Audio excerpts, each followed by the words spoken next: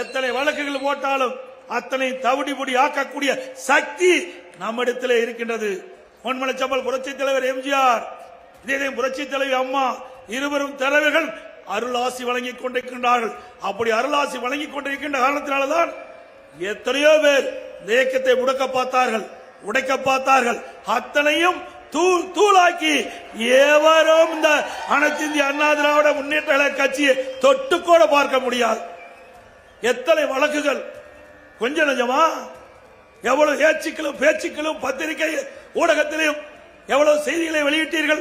அத்தனையும் முறியடிக்கப்பட்டு அனைத்து இந்திய அண்ணா திராவிட முன்னேற்ற கழகம் தொண்டன் கட்சி. தொண்டன் கட்சி இது தலைவன் அல்ல, தொண்டனால் ஆளுகின்ற கட்சி.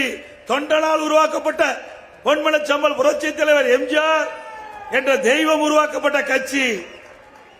ஆகவே திரு ஸ்டாலின் அவர்களே, நீங்கள் எவ்வளவு முயற்சி எடுத்தாலும் அண்ணா திமுகவை வீழ்த்தவே முடியாது, வீழ்த்தவே முடியாது.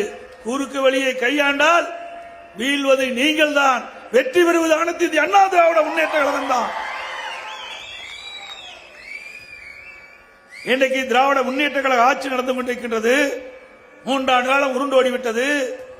இன்றைக்கு 2021 சட்டமன்ற பொதுத் தேர்தல் போது 520 அறிவிப்புகள் வெளியிட்டீர்கள். எவ்வளவு அறிவிப்புகளை நீ நிறைவேற்றிருக்கின்றீர்கள்? 10% அறிவிப்புகளை நிறைவேற்றவில்லை. 10% அறிவிப்புகள் கூட இன்னும் நிறைவேற்றவில்லை. ஆனால் சட்டமன்றத்திலே முதலமைச்சர் பேசுகிறார், அமைச்சர் எல்லாம் பேசுறாங்க. திராவிட முன்னேற்ற கழக தேர்தல் அறிக்கையிலே 520 அறிவிப்புகளிலே 95% அறிவிப்புகள் நிறைவேற்றப்பட்டது என்ற ஒரு பச்சை பொய் சொல்லுகின்ற முதலமைச்சர் இன்றைய முதலமைச்சர் ஸ்டாலின் அவர்கள் எங்கே பார்த்தாலும் பேசுவது, பெயிண்ட் அடிச்சு அதுல மகளிர் ஏறினா தான் கட்டணம் இல்லாம பயணம் செய்யலாம், மற்ற நகர பேருந்தில் ஏறினா கட்டணம் செலுத்த வேண்டும்.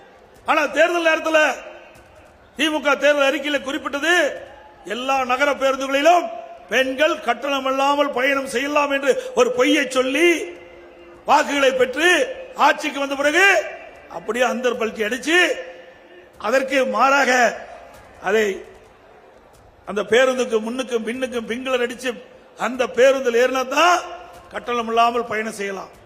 அதோட 1000 ரூபாய் உரிமை தொகை கொடுப்பதாக சொல்லுகிறார்கள். எனக்கு முன்னாலே மாவட்ட செயலாளர் கூட இங்கே பேசினார். அவர் கொடுக்கல. அனைத்து இந்திய அண்ணா திராவிட முன்னேற்ற கழகம், நான் எதிர்க்கட்சி தலைவராக இருக்கின்றேன், நம்முடைய சட்டமன்ற உறுப்பினர்கள் இருக்கின்றார்கள். சட்டமன்றத்திலே தொடர்ந்து அழுத்தம் கொடுத்தோம்.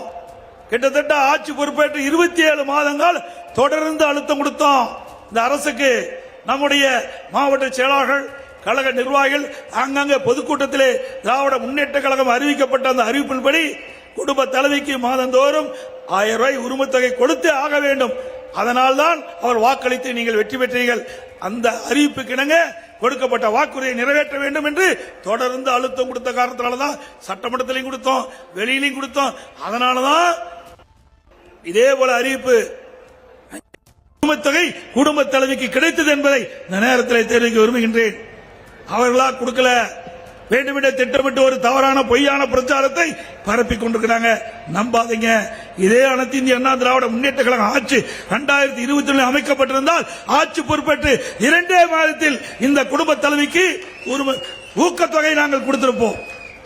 மாதந்தோறும் 1000 ரூபாய் ஊக்க. 1000 ரேஷன் கடையில் 1 கிலோ சக்கரை போட்டுட்டு இருக்காங்க, 2 கிலோவா உயர்த்தி வழங்கப்படும் சொன்னாங்க. உயர்த்தி வழங்குறாங்களா? இன்றைக்கு நம்முடைய இளைஞர்கள் கல்வி கடன் வங்கியில பெற்றிருக்கிறாங்க, கடன் தள்ளுபடி சொன்னாங்க. தள்ளுபடி செஞ்சிருக்காங்களா? இல்ல. மாதந்தோறும் கேஸ் சிலிண்டருக்கு 100 ரூபாய் மானியம் கொடுக்கறாங்க, கொடுத்திருக்காங்களாமா? இல்ல. செய்திகளை உடனுக்குடனும் துல்லியமாகவும் தெரிந்து கொள்ள சப்ஸ்கிரைப் பண்ணுங்க.